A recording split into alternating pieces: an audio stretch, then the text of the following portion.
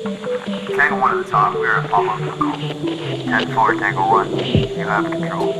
Tango 1 copy. Stand by. Stand by. Integrity, passion, resilience. That's what this place was built on. That's what our community is founded on. Don't act like the example, just be the example. This is the home of the greatest fitness community in the world. We're trying to create strong, able bodies, resilient to injury with a gas tank to get shit done. If there's one thing from this podcast, it's about taking immediate action, find the problem, fix the problem. This is your opportunity. It's either a hell yes or a fuck no. It's that simple. You're ruining the Tango 1 podcast. Now is the time to take action. Now's the time to do more and be more.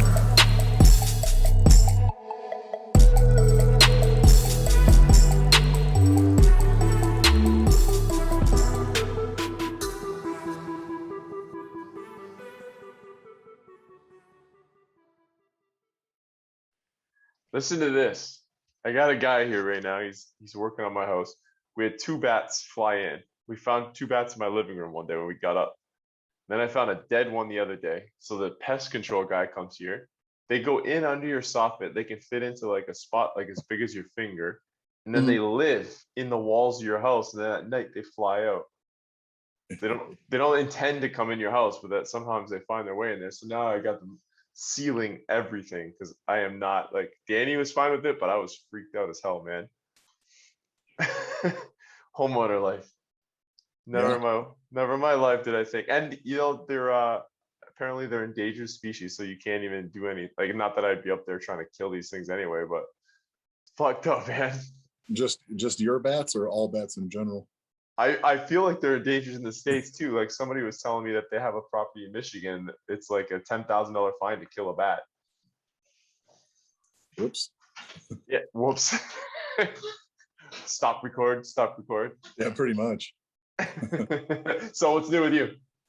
Fucking nothing, dude. Same shit as always. Yeah. Life, right. Talking to happy people every single day. So for those that we didn't intro you, I guess people should recognize your voice by now. You're now the most episodes on the Tango 1 podcast. So we got Jason Gussick with me from Applied Strength Conditioning. Also, not anymore. I closed the gym. Remember? Jesus, like I didn't know you actually closed it though. I thought it was just you can't shut down a consulting company that just has some gym equipment in a room, but you can shut a gym down. So now we're not a gym. Just a consulting company, and people come to demo the equipment. Genius. Maybe that's what the garage gym's going to become. Yeah. Well, the Elon Musk thing on Joe Rogan, and you know how I don't know a lot of stuff, but I get pretty like a false sense of confidence. But when he was talking about like Joe Rogan's like, so you're digging those tunnels, and he's like, I'm not digging tunnels. You need a permit to dig tunnels. He's like, I'm just digging some holes. So I don't need a permit to dig a hole. And Joe Rogan's just confused as shit. He's like, what? That made a lot of sense to me. So I'm like, wait, you can't shut down. I'm not a gym. This is just some gym equipment in a room. Duh. In a room. And so it's not like they can like go through your books and find transactions or nothing, right? It's just I'm sure this is going to backfire, but it seems like it makes sense now. So now there's no more gym. Good for you. So now the consulting business. What about so is it why are they shutting gyms down again where you are? No, but now if they do, like, you can't shut me down because I'm not a gym. Yeah, have you been hearing this 4th wave nonsense? That's what we keep hearing is end of September they're gonna try and close us again. Nah, I've pretty much just given up, bro. That's why I've got a consulting company. Don't need a permit to dig a hole. Yeah. So what's new then? What's new in the world of consulting? What's new in the world of Westside Tactical? Everything. It's the same, buddy. Just more of the same. Week to week, we're going out to Camp Pendleton in September to talk to some Marines, and then hopefully jump up north and talk to some Navy dudes we know. I think it's north. Then Houston. Then the following weekend, we're in North Carolina to do another private for some dudes out there. Then October, we're mid to late October, we're back down in Houston for the coaches course for the year. And that pretty much wraps up our year as far as the seminar stuff goes. And everything else is just trucking right along. The most of the folks that are a little bit heavily involved in this stuff, more so than just, like doing their thing, whatever you want to call it, but folks that have really taken the ball and run with it by design, they're up to more cool stuff than we are. So definitely a neat time for it. And then it's just more of the same here, running the showroom here that has gym equipment in it and just doing the family thing. Yeah, what's the course in Houston? Which one's that going to be? Like a level 1, or is that the -2? That's just the regular coaches course. Yeah, we'll do a -2 sometime late winter, early spring next year, and then look at the format for the coaches course. So we've got 2, maybe 3 seats. One dude might not be able to make it, so we've got 2 seats left for this one, and that'll put us at that even 100 mark. Excuse me, for the coaches, and that's always been the goal for the course, is to personally help 100 coaches, and then we'll figure out the future of the coaching course, or the coaches course, and all that stuff that goes with it once we wrap this Houston one up for the long term. So that'll make an even 100 like if we get these coaches. If we get these last 2 seats, it'll be 100 people have been through the in-person coaches course, and then we'll start figuring out the big picture plan for this. So that's always been kind of our proof of concept. If you can impact 100 folks, those 100 folks for the course of almost 2 years now, a lot of them have been up to some really good stuff. Not under the banner, that's not the way to do it, but the pieces of conjugate tactical that we've added to their toolbox, if you want to call it that, or at least their coaching arsenal, they're up to all the good work. And that's always been the goal, is to help 100 coaches. If we cross that mark, we'll figure out the future of that, so that those 100 folks, they have our best, we want to call it supporting role. They'll have our best efforts from HQ versus blasting it out to everybody and, trying to be the greatest thing for 6 months and then disappear. We're kind of in it for the long haul. And I think the only way to do that is to take care of the folks that have come through the course. And after 100, we got to just sit there and do some, like anything else, a whiteboard session, and figure out what the hell it is we do with the public side of coaching, so that we don't do anything to negatively impact the first 100. And that's, I don't know, probably the worst business idea on the planet, but it seems to make sense for us. Ah, man, it makes sense for the people that are involved, because I know, being involved in some other systems before, it was the kind of like got so watered down by the want to grow, to be this huge thing, instead of like kind of taking care of the originals and then kind of rooting down almost like a tree down from there. I think you're onto something, man. Yeah. So far you're onto something. This has been actually obviously going great for you, even despite travel restrictions and all these things. So now I don't know who's been restricted for travel. I know you guys have, but so this COVID thing, man, that was our kind of of course, our breakout time is in the middle of a global pandemic, but I've traveled more since the shutdown started till, I'm in a little, maybe a 4 to 5 week lull. But in the last 18 months or however long it's been to slow the spread, this is more travel than I've ever done in my life. So it could be worse for sure. But yeah, you mentioned kind of that the idea to get huge. I don't want to be global. I know a lot of folks that are going for that, like, tallest mountain in the world, whatever the hell you want to call it. And I have no appeal there. I'm maxed out on stress and work. I got nothing, I'm at my limit, and I can't fathom going bigger than we are now. And someone on our 100 right now, we're at 74. So someone in this first 74 or this first 100, they'll be that breakout. And if we have had a small positive impact on them going into some crazy realm with it, then awesome. That's always been the goal, because the public side is the coaches course. Everything, like we said in the very beginning, the whole reason for doing it was strictly for demand. We built our work on the quote unquote the private side that we do internally, or I do internally. We don't really have a permanent staff by any means, but myself and the contractors we bring in, we built our work, and there's more out there.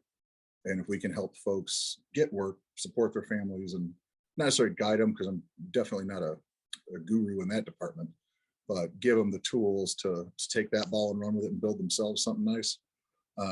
That's the way we've got to do it, man. And I can't fathom, of the 74 folks that have been through, we're probably in contact at least monthly with 75% of them. And like they're up to some cool stuff, and they'll be the ones that do something on a global scale for sure.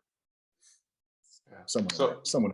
Well, I mean, yeah, if you look at it just from our gym alone, like one of 74, right? I mean, guess I got 5 of us in my thing, but it started with me and kind of branched down to these other guys, and then it's branched down to 200 and something members, right? It's like basically general pop, a lot of first responders, but mostly just like general pop. Your moms and dads, and that are benefiting from the training we've taken with you guys. What is the focus of your training right now? What have you been doing, man? I haven't seen too many training posts. I've been trying to take it easy on Instagram though, so I haven't been. You and me both, man. Now is not a good time to be on the internet the last several months. If you want to do, like, I mean, my version of a good mood is probably not on par with a bright shiny Canadian smile. there it is. Look at that. Yeah. But my version of being in a good mood is impossible to maintain on the internet right now. So I'm right there with you. I go on there and tinker and whatnot here and there. But yeah, as far as like current training goals, dude, like I said, I haven't played the old man card officially just yet, but we got that thing chambered for when it needs to fall. But right now, there's just been so much travel, and coming back from travel or with travel on the horizon, it's hard to really maintain not necessarily a high level of intensity, but it's just juice versus squeeze, like we always say on anything. And like one of my rules has always been, like, after a long flight or a long drive, my max effort Monday is an impromptu deload. So for the first 7 months of this year, it's been 2-3 trips a month, it seems like. So there's not a lot there other than I'm still training heavy and smart and whatnot, but to just roll the dice at 38 years old now, every single workout it's a little bit more tame than it was 10 years ago, to say the least. So a lot of it's just maintaining and getting a little bit more relative strength going. So take some body weight off or keep it off and still try to preserve the strength. But these last couple of weeks being home have been nice because we're able to get a little bit more time in the weight room, a little bit more focus on the recovery. Because even though some of the restaurants and stuff down there in DC, it's great food, it's still restaurant food, and it's not home cooking and all that stuff. So what little recovery I do get has been impacted with all the travel and just the circumstances of living in hotels and stuff. But other than that, it's maintaining, still throw some kettlebells around and roughhouse with a couple of the guys and do our version of lifting heavy. So more the same, but just I'd say we're probably about an 80% effort in the grand scheme of things, just to kind of stay in that holding pattern. So I don't want to show up to a workshop or a seminar and I'm unable to stand up because of being stubborn and pulling my back out. And I know the surefire way to hurt my back and whatnot is right after a long week of travel, start pulling heavy. So just a little bit of a holding pattern and maintaining health. Yeah. So I want to bounce this by you because this is kind of how the garage gym's gone. So, we were going hard with the kind of the Westside Tactical, like our bastardized version of what we learned with you guys. And it really was we were getting great results. Then we went into these lockdowns. People didn't have heavy weights and really like lost a lot, a lot of their technique, a lot of their practice with the barbell and novice people. It's a lot of our members were novice with some of those barbell movements that we're really just starting to really get good at. And you just don't have the reps. I'm still in that category. Yeah, you know what? Me too.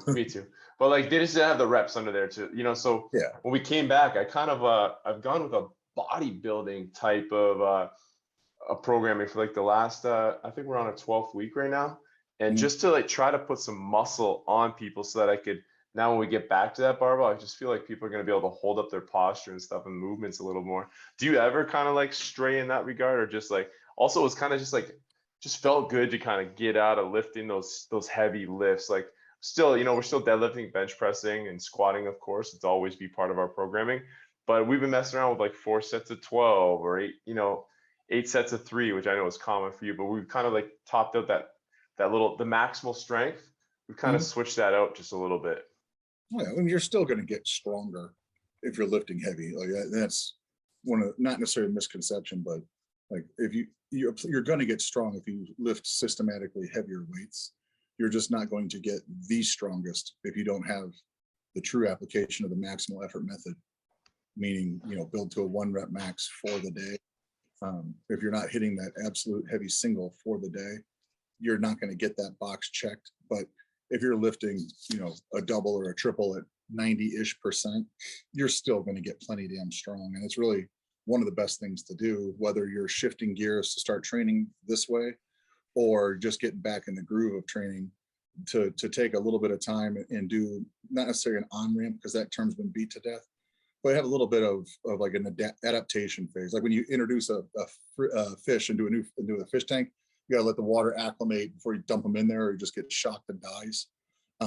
Coming back out from several months of shutdown where it's volume, calisthenics, and cardio, maybe some kettlebell work, pair of dumbbells at best, to spend several weeks just reacclimating to the barbell, get towards the top of the force velocity curve, but not the absolute pinnacle. Not only for safety and just general physical well-being, I think it's good for the mental too, and that you're not going to sit there and you went from a 500-pound squatter to a 350 because you haven't squatted heavy in 3 months, and then all this crazy stuff that everyone's having to deal with, to not necessarily shield them, because these are grown. I've met your members; they're grown men and women, but to shield them, for lack of a better term, from that experience, which is inevitable, is a good thing for the mental. And then also keeping the nervous system, CNS, on track by just no max effort to all the max effort is probably not the best idea. So to have a few months of easing your feet back into the water versus jumping in head first, I think is the practical way to do it. And it's also going to give you more reps to practice so that you get your groove back and you remember how to squat, bench, and deadlift. And there's, even for a bunch of dumb lifts compared to the Olympic lifts, there's still a hell of a lot going on in those three, and you got to relearn them under load. You can air squat all day looking great, and then when you put 315 on your back, it's going to get different. So you got to go through those motions for sure. Yeah, we really tried to hammer home the basics with all the goblet squats and stuff we were doing before, just to really try to get the posture up and all those kind of things. It really seemed to benefit us, and it's been kind of nice, from a bro standpoint, to slide over and be looking at those different, not the old school splits that I used to do. It's just been fun. It's just been creating positive association with exercise is always huge, right? So sometimes you can get just into one method. It's been nice to just switch out and do some I'm doing chest and back and things like that. It just really gets me looking forward to the gym. But September we'll be hitting back into more of a powerlifting, a look of a powerlifting, a GPP powerlifting type program that you kind of profess with Westside Tactical. So that being said, usually September is when we start our strength squad work, because we're prepping for the big December lift. Yeah, hopefully you guys can make it down for it. Yeah, man. Fuck. I want to be there so bad. I guess we could drive to Toronto, fly into Chicago. I think that cost me a couple more bucks than it normally does to get my drive in to see your face. But yeah, is that look like that's all going to be a go? Yeah, as long as there's no show. The only reason we didn't do it, things were opening up last year, but so many folks were, myself included, I don't know shit, but no one really knows what's going on last year. If you think about it now, it's laughable is not the right word, but this thing, the uncertainty is gone. Now it's just weather the storm or war of attrition, whatever the hell you want to call it. But it wasn't fair last year to just be stubborn, because all the people that come out is what makes the event. And all the people that want to come out can't or won't come out. And that's not passing judgment. We've talked off the record, and his buddies talking about the COVID thing, and I'm not going on anywhere on the internet to talk about how I feel about COVID and stuff. That seems like a surefire way to get a lot of mean things said to you. But all the folks that want to come out either can't or wouldn't due to travel or personal reasons, all of which are fully supportable. And we're not going to have a subpar event for what we try and do for the day. We're not going to have a subpar event just for the sake of being stubborn and no one's going to tell us what to do. We can't do that to the folks that, I don't know how you say it, the folks that really, really want to be here, that can't. We're not going to take the event away from them just for the sake of being stubborn.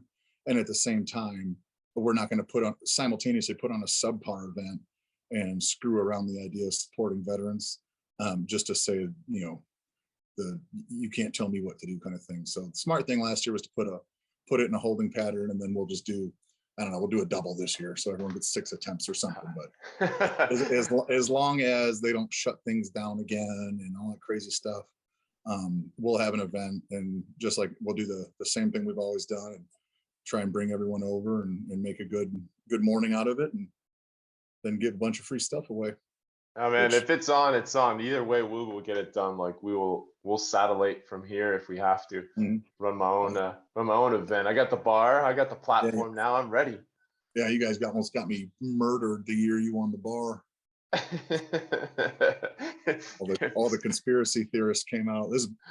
We both still had time to come up with new conspiracies back then, but yeah, they're like, oh, real convenient. Your friends from Canada win the barbell. I'm like, God damn it. You can't win at that event, man, because every single No. guy and girl there is like your friend. So it's like, oh, that guy won the Yeti. I know that guy. Who was here last time hanging out with Well, yeah, us. that's why I started having my son draw the tickets. You're going to yell at a toddler who picked the ticket out? Come on. Oh, some of those guys might. Some of them might. Yeah. But it's all in good fun. Hey, so let's talk about that veteran thing a little bit, man, if you don't mind. Like, I feel like a lot of my audience is Canada, and if we don't really get the whole war thing a lot of times, or what's going on. And I know this means a ton to you. And the more I read, the more I'm kind of just blown away by some of the decision making and stuff. And I don't know how much you want to talk about this. I'll let you run the show. You did spend some time in Afghanistan, right? Like, maybe preface I was that for there anybody who hasn't heard you. Yeah, from about Halloween 05 to Halloween 06 is when I was there. Somewhere around there. So fall to fall, basically. And what was like the role of you, but even more so like the role of like that point in time that you were there? Like, what was the role of the whole involvement of the U.S. military? And so I don't at the time, I don't know the big picture. This was 4 years into the war ish. So it was still like basically find guys and shoot guns at each other. But I had gone over, I was late to the show at the time because I had joined prior to 9/11. I joined on my 18th birthday as an artilleryman in the Marines, and they kind of float you around till they need to send somebody off to boot camp like anything else. It's sales and quotas. And then 9/11 happened, and it was like kind of scramble, go, no, you're going to, so I ended up leaving for boot camp in December of 01, and then got to the fleet spring in 02. And it was all, everything was full bore and people were shuttling out the door. So I actually didn't get overseas. I had to find something to volunteer to get to overseas, because we were still in normal, I'm not gonna call it peacetime, but we were in normal rotation for stuff that's set for years on end. And like I said, I wasn't a soft dude or anything like that. I was just goofy artillery guy, got really good at trigonometry so I could shoot cannons. And then they had come down with the embedded advisors and training teams and whatnot. So when I went over, it was a volunteer team of all kinds of different Marines, and we had grunts, corpsmen, engineers. We had a motor T guy, a couple artillery dudes, some motor T's like the truck driver dudes and stuff. They're all, they're really good at mechanics and things. So that place definitely took a toll on vehicles. So that was an asset and a half. And our job back then was we were still standing up the Afghan National Army. So we worked hand in hand with a lot of cool guy units out in Indian country, for lack of a better term.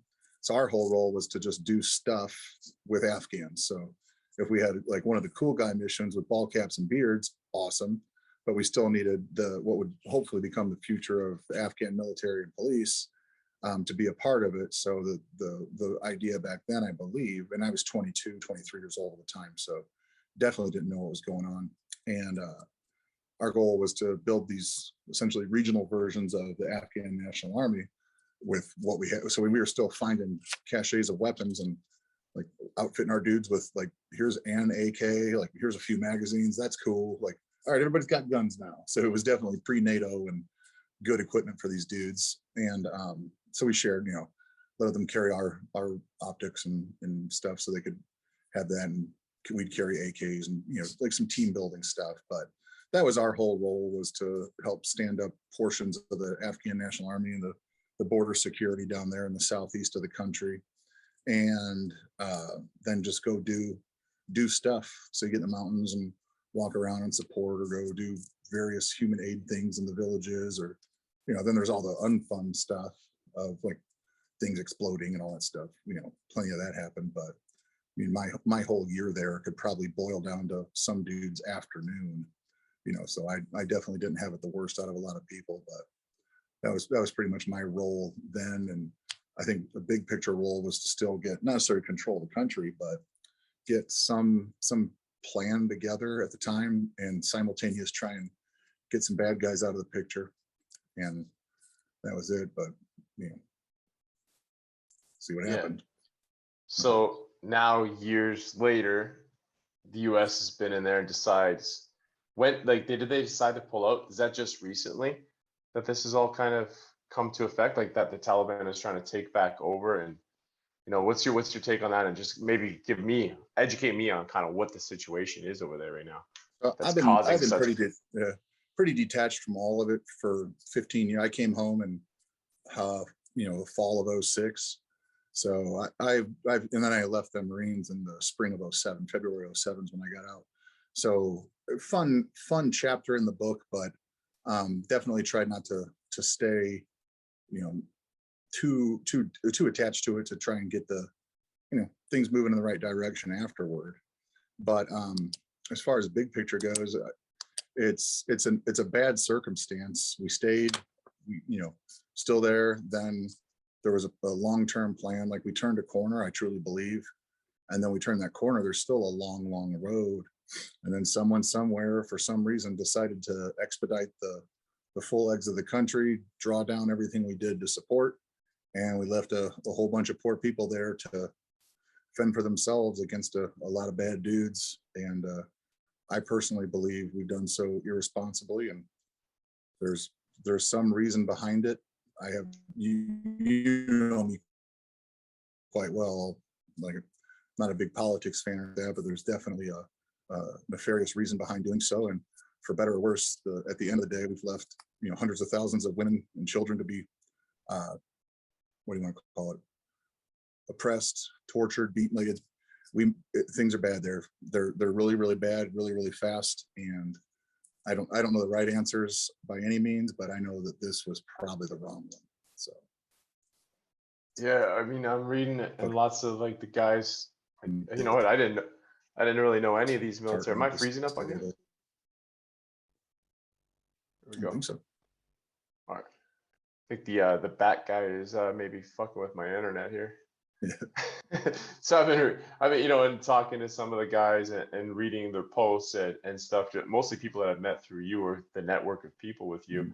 It's just it's kind of disgusting to think that that's what's happening, and the bailing on these, you know, kind of on the Afghan community, which I didn't realize, I guess, until I started reading into this stuff, is how much. And it's people think maybe you and I talk about this behind the scenes, but one thing you and I rarely talk about together is policing and military. Like, it's like very, like, those kind of like shelves of our lives are gone. We always talk about, like, kind of the present and the family and training and business and stuff like that. Mm-hmm. But I just didn't realize how much you guys work hand in hand in the relationships and feelings that you probably have towards these Afghan people. That's just part of the military that I think, like, an average person like me, a Canadian who, you know, isn't involved, or even like an American citizen who doesn't go over there, realize it's happening. And I did not know that you guys built those kind of relationships, and you're building up the police services, and you're building up the military, and making it so they can stand on their own 2 feet at one day, right? Yeah, it's a multi-generated.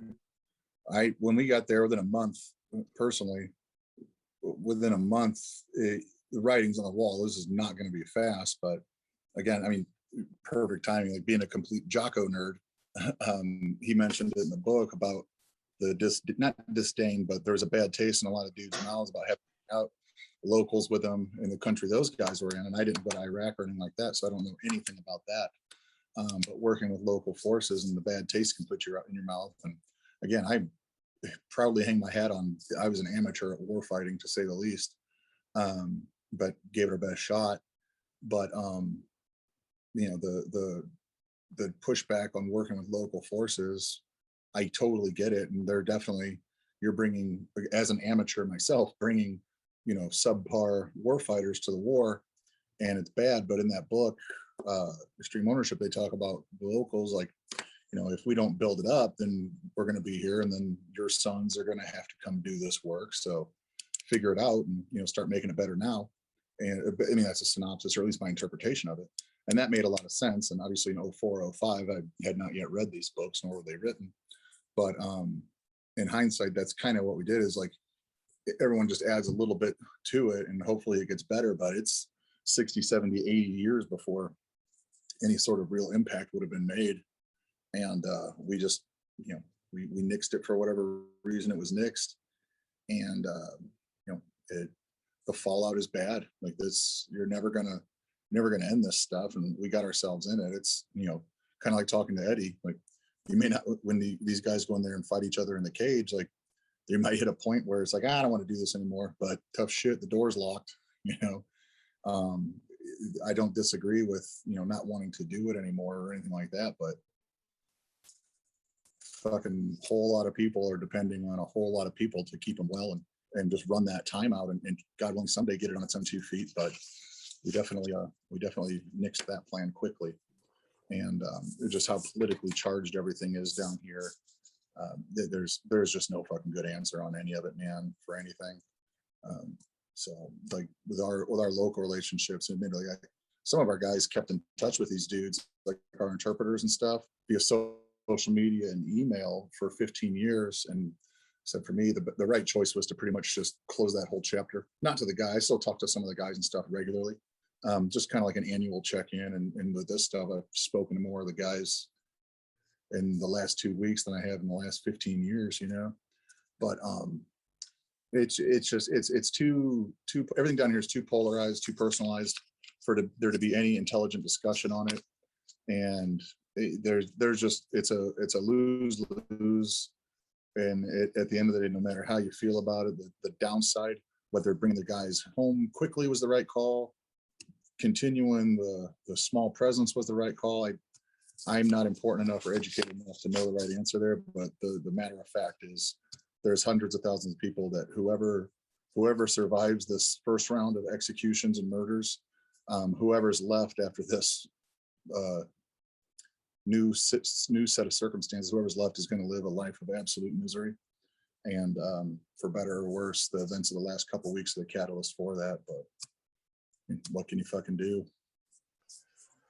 Man, I don't know. Being a dad, I know this is it's just with me right now, the way of the world and like the distrust. I know Canadian people are not people who really distrust our government, and that's where it's gone for us. And I don't, you know me, I haven't spoke about COVID. I don't get on, like I obviously had discussions with my wife, with my friends about things, but I really try to not chime in on my opinion on anything other than I don't think they should be closing businesses and trying to take away our livelihood. But like, I'm just so sick of like, do you get the vaccine? Don't get the vaccine. The one side saying it's gonna, you know, it's this. One side saying it's this.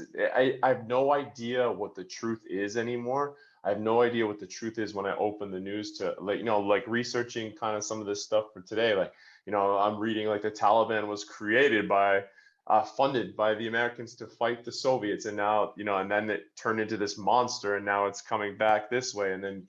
It's a tough world to even. I'm disgusted by it. I guess I'm disgusted by everything that's going on. It's exhausting from to try to stay positive yet do your do your job, and hopefully like if we're supposed to leave everything, like the goal in the world is always for me is always to leave everything better than you started it. And I think you just got focusing on my own. If we all just clean our what's that saying? It's the old proverb, I guess. If everybody cleans their own doorstep, the world would be a pretty clean space. Or swept their own doorstep, the world would be a clean space. But I don't know, man. I'm exhausted. That might be a Canadian proverb. I've never heard that one, buddy. Look, I just taught you something. I read it in a book. All right, Gus. I read it in a book. But yeah, that's the part for me, and my heart goes out to you and your friends. That I know it means a lot to you guys, especially losing people there and relationships you made, and then to have this happening. So. Heart goes out to you, and I support you from here. If that matters to anything, but you timed out there for just a second, but I'm sorry. Yeah, we're having some internet issues today. Don't usually have that. We good now? Oh, yeah. Am I still coming through? Yeah, you're coming through. Okay, hang on 1 second. I'm not sure.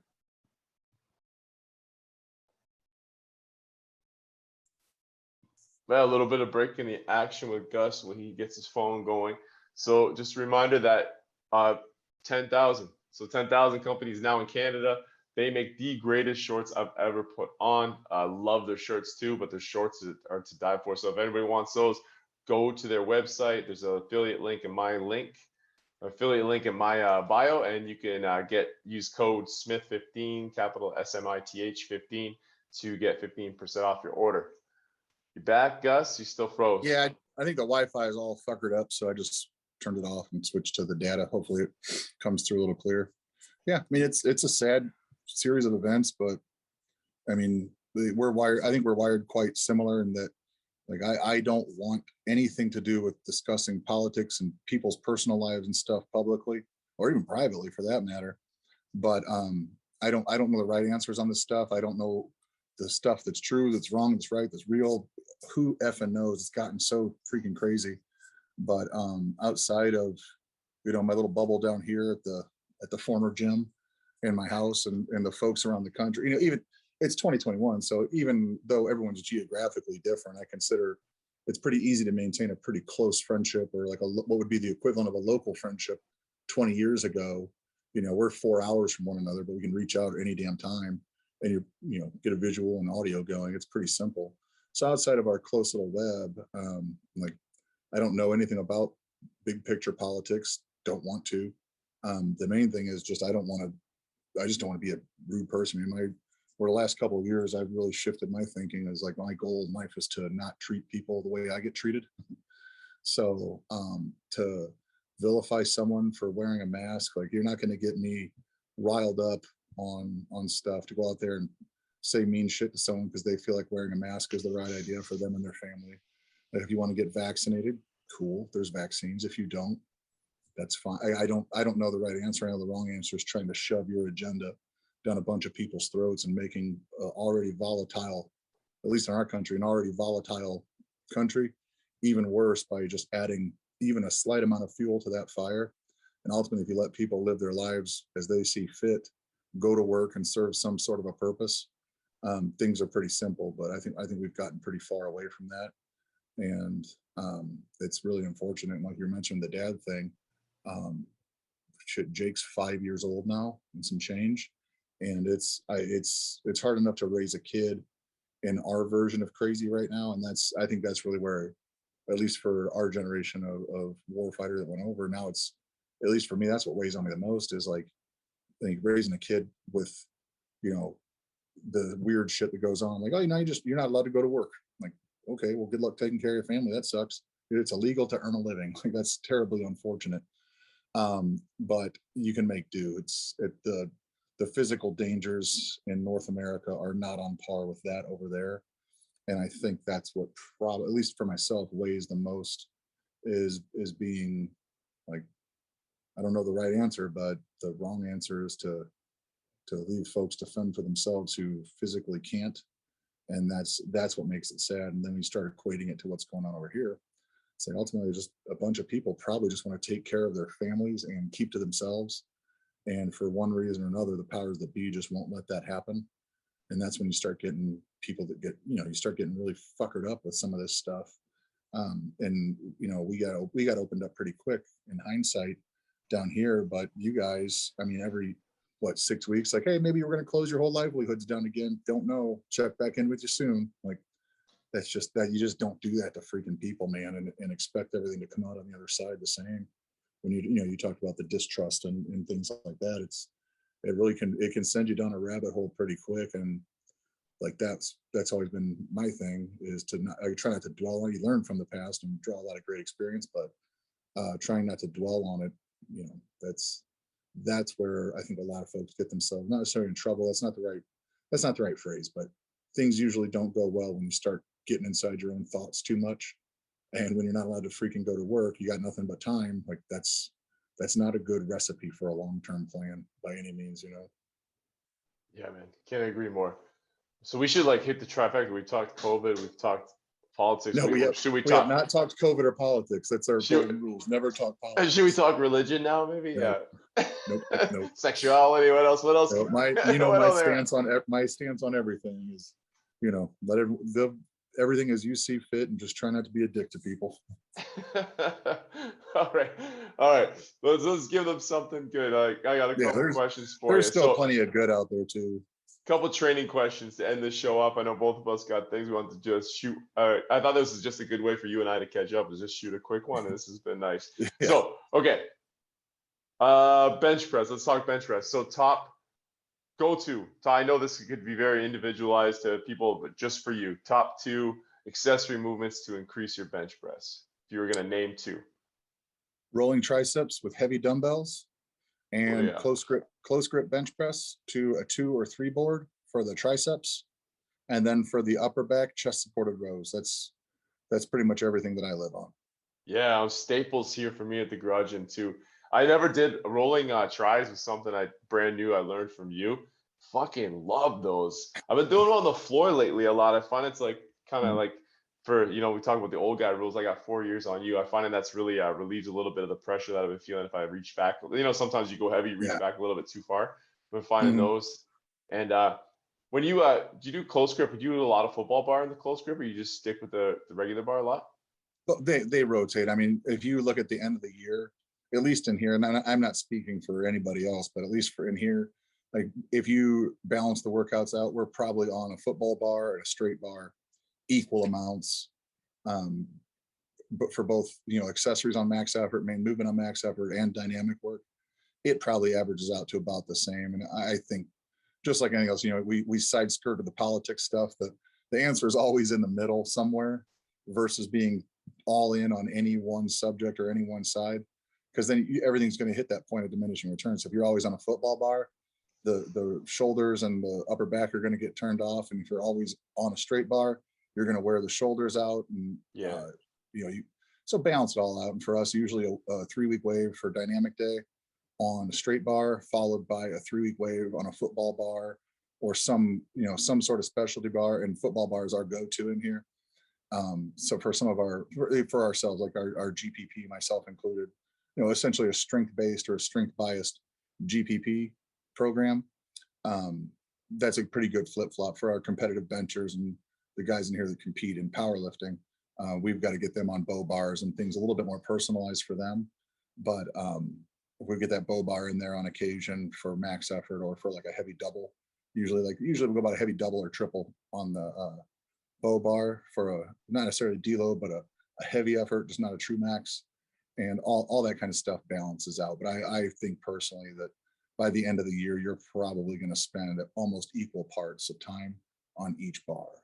But those are probably the go-tos that, at least when someone in here starts with us or kind of shifts gears to training this way, get them on some combination of those exercises and bars, and you're going to move forward almost 10 out of 10 times, I would say.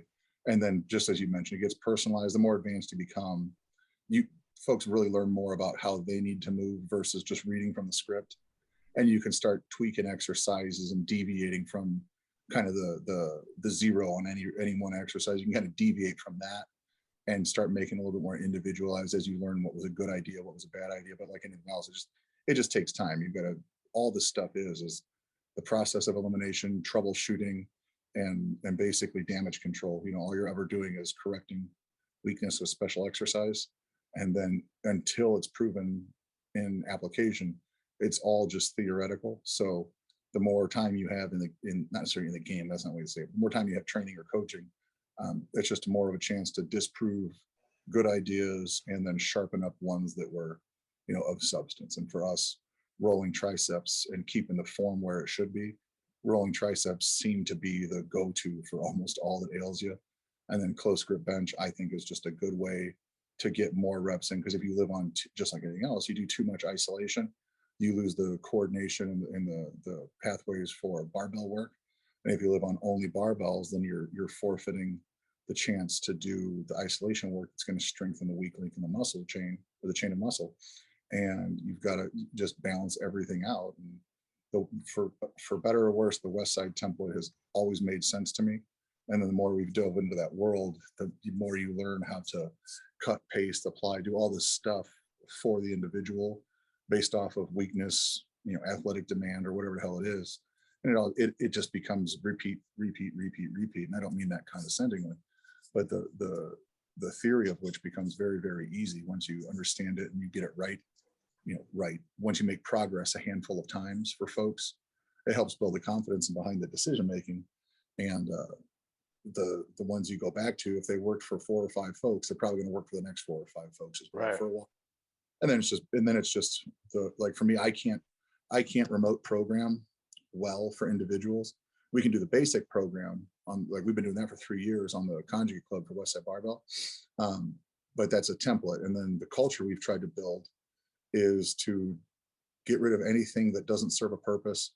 There's 70 something coaches out now that can help you on either a local or a remote level, because like I know we've sent some remote opportunities up to you guys. Like, I don't want, the goal here, when we first really started talking, is not to stack up bodies via a coaching course, because it's a weekend together. It's to share what we've built. If this is interesting to you, here's everything we've said since 2012 as being a part of Westside, maybe 13, still don't know. So call it 2013. Here's everything we've said as being a part of Westside Barbell, and dating back to 09 when we opened our shop. 2008, we were still figuring out what the hell to do with the health club. 07 was, just trying to figure anything out whatsoever. So here's Cliff's notes of the last 15 plus years ish, to help you with that. But the goal has never been to just stack up bodies to stand on and try and become a public figure or any of this silly stuff. It's just straight up like, I'm maxed out on work. Here's what we've done. Here's the good ideas. We'll sidebar the bad ideas and try and save you the heartache and cash along the way and build this whole thing up. So like with the idea of remote programming, we send that work when the inquiries come in outside of the basic program to someone who specializes in it, because I sure as hell don't. I can help a couple of people for fun. That are going to forgive me if I'm a day late on their programming and stuff You've like helped that. me. You've helped me. But There was a couple of times I had to shoot you a yeah, message like, hey. But yeah, man, I don't know. I feel like those, you hit 2 big ones there, and then obviously the last one that you kind of just mentioned in passing was the chest supported rows. I feel like if there's one thing I've learned through my own training, I've been lifting since I was 13. I'm 42, so I've been lifting a while. Is that if you get your back stronger and your triceps stronger, the metric system though. Yeah, That's 13 in America years. What is it in metric? yeah, like just Sorry. triceps Yep. and rows, man. Triceps Yep. and rows. I feel like if you're at the gym, like, you talk about a deload day, on a day where I'm not feeling great, chest supported row stays on my back and like on my lumbar, and then Oh, yeah. gets that upper back strong. I feel like there's never a wrong time to throw in a chest supported row for the most part. Is kind of in my thing, and tricep push down, simple things like that are something you can do almost anywhere, anytime. And chest supported row too, like, with people who are trained at home, you don't need a ton of weight to make that super effective. You can mess with your width and your tempo, all that stuff, and be very, very effective. Or even just a TRX, a TRX system or suspension system on those rows. Those are torture. We've been doing a series of plank pulls lately, just with the bar, pulling up on it. And man, you think you're going to bang out 12 there at like a good tempo, and you're dying. Oh yeah. So well, that's what, like we were saying, like I can do pretty well for people in person, whether it's at my, my former gym, or when we travel around the country to do some of the stuff for different groups. I can help people in person pretty well, because this is the methodology. This is all we've done since 2009. The first time I went to Westside, this is how we've trained. So we're not building world champions in powerlifting, but that's not the goal. We figured out a pretty good, for a square hole, we built a square peg. We have the blessing from the powers that be to go do it, as far as the work goes. But getting these things in line and getting training organized for folks, I feel like I'm pretty okay in person, because the objective is to help our folks, like, and get them better, be it a coach or an athlete or a member, whatever it is. We can get you better by following the parameters of the system or the methods, and then turn you loose. And that's where the exercises come in. And it's nice here. We've got tremendous equipment in the gym. We got a shitty gym, but it's filled with awesome equipment. And, that's cool to get that done in person here, but it's not fair to program and do something if that equipment doesn't exist. You don't have a personal understanding of what these folks are training on around the country or wherever you're working with them. And those are the ones, the chest supported rows, as far as taking over the back, because you've got to build a low back up and the glutes tremendously to be able to safely do bent over rows without getting any bad juju going. And I think popping people on, even if it's a utility bench and doing that seal row or a 45-degree bench and putting them over there just to take the pressure off the low back until it gets strong. You row on and get the back online, and then piggyback a couple of pretty highly probable successful tricep exercises that should shoot the bench up pretty quick. And if you're educating your folks all along the way, you can render yourself useless pretty darn quick, which has always been our goal, is to stop answering questions ASAP and get people self-sufficient. And that's, again, probably the worst idea when it comes to building some sort of training business, but it works for us. And then to piggyback and really try and help the coaches, even if it's just a simple, like, hey man, have your folks slide their hands here, or if you need to borrow a barbell, you need to do some of this stuff, but I can't do it personally, just my personality. I can't do it for 10,000 strangers remote programming. I can do it for a handful of folks in person. And then when we travel and check in several times a year with our accounts, I can do that pretty well, and then hand the keys over and hopefully empower folks to do better.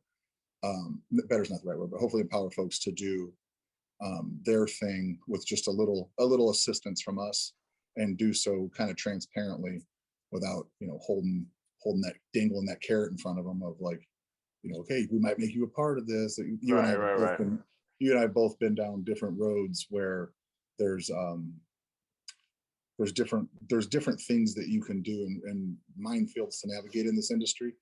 And up front, it's just like, I'd rather just chill in the gym and help folks get better at a couple of aspects of this, because we just put the time in. Like you mentioned, you're 42 in Canadian years. I'm 38 in standard down here in the US. And now it's super fun at this chapter in life to dial back the intensity in the weight room on myself, because I'm almost 40 myself, and then hand some of that effort over to, kids in their mid 20s and stuff, the next generation that's coming up. They still have the energy and full of piss and vinegar to go out there and start the slugfests about training and all that stuff. You still got to be, even though we're pretty solemn, somber old men now, you still got to have a little bit of pain in the ass in you. And the up and comers, I want to be friends with those dudes, because they're pretty freaking ruthless. Yeah. Yeah, got it, man. They're fucking crazy. You got it. I love this Canadian years, American years. I feel like American years is like dog years. Like it's actually, you're like older. Yeah, there was hair here a few years ago, bro. No, it's not. I just like talking shit. It's a fucking dark time for a lot of folks, and you still got to be able to crack an off-color joke here and there. And even though you're in Detroit, you're not like, I don't know, fucking northern maple syrup Canada. I don't know. I am in what Detroit, yet I had to drive 3.5 hours yesterday to watch the Detroit Tigers play so my kids could see their team play, all the way to Toronto, which you thought was in America, but that's besides the point. So 3.5 hours to go watch the Tigers play in Toronto at the Blue Jays. It was even weird to be in a stadium for us. That's the closest thing we've had, man. But yeah, it's been. Well, we do love me. My attention span. Like I saw. Oh, I know. You live by Detroit. I know your boys like the Tigers. Then you're at a baseball thing. So I'm like, these bitches made it to America. Like you. Like, why didn't you not? My thought is like, you're just waiting to drive to Chesterton, not do anything with your family or anything like that. So yes, but I got a little jealous. Family there. I'm not afraid of bringing the family to Chesterton. My boys have been in your gym a handful of times. They know who you are. Mr. Jason with all the tattoos, they call you. Mr. Jason with all the tattoos. So, man, well, let's call it there. I know you got some things to do. And I did pull up this, though. Mother Teresa said, if each of us would only sweep our own doorstep, the whole world would be clean. I told you I butchered it, but it was a thing. I knew it existed somewhere. I've never heard that one before, but COVID's got me reading like a mother effer, man. Bro, coming across all these things. You gotta read books, man. That's the way to do it. But COVID's got me reading, but the concussions got me forgetting it all. So it's kind of like a simple balance. I don't know. It goes in, and maybe it'll be in there someday. But yeah, that's the way to do it, though, man. And it's super hard though. Like myself included, if you look at all the stuff going wrong up here that you have no control over, versus that front little, your little sphere of influence, or your doorstep that you can you can focus on. It's hard to keep the two separate and really keep yourself on track, but that's what I mean. I think I'm a big fan of like the bro down and just hopping on the phone with people of value or just whatever, just having a good dialogue with good dudes and gals too. But you know what I mean? Like just having, I don't care if you're male or female, just a bro down's a bro down. It transcends gender. Yeah, exactly. But when you talk to people, So of value, man, it gets you on task and on par real damn quick. And it keeps you from getting in that little dark hole by yourself where you start there's a lot of shit going wrong on my plate every single day, but you can usually like either compartmentalize it or put it in perspective. But if you don't have communication with folks of substance, that's where I think that folks get themselves into a pretty tough spot on occasion. So that being said, even though we had to get a podcast going, use my own tactic against me. If I miss you too much, I'm going to be on the Tony podcast. That way you got to talk to me, motherfucker. But yeah, I reversed it. I did a reverse ninja. I learned from your move last time because I'm telling you, buddy, little tactics. No, but all that stuff's good to go, man. I just, like I said, that sweep your front doorstep. That's a perfect way to say it. But you and I both know, man. Everybody wants to know what's going on every other doorstep. Make those doorsteps look exactly like my doorstep. It's just they want to make your doorstep look bigger than your doorstep. That's the problem. Oh, it's a weird little world we live in, man. But what can you do? Oh man, I appreciate you coming on here and make sure you give the family some love from us and of course your whole consulting people who stop by to use the showroom. Let them know that I haven't forgotten about them. Yep, the business answers questions now. You can't shut down questions. Like, well, I mean, you can. Like, fuck, the place is all fucked up. But now now we're not essential. I don't know what the answer is here, but like I said, man, think of what you want about Elon Musk flying to Mars or whatever. I know billionaires are bad people. Whatever your stance on all this crazy stuff is, but you don't need a permit to dig holes, but you need a permit to dig tunnels. Like that's like, all right, like everything else that guy says is completely above my head. Like I'm way too dumb. But that one's like basically, all right, I can't bench press in a gym because it's illegal right now, but now it's not a gym. So I'm hoping it works out because we're pretty far gone on it now. There's no turning back. So go for it. See what happens. All right, man. Good luck. Keep me posted, and I'm sure I'll talk to you 10 times this week. All right, brother. I'll talk to you real soon. Later, guys. Thank you. Bye. Yes, sir. Now's the time to do more and be more.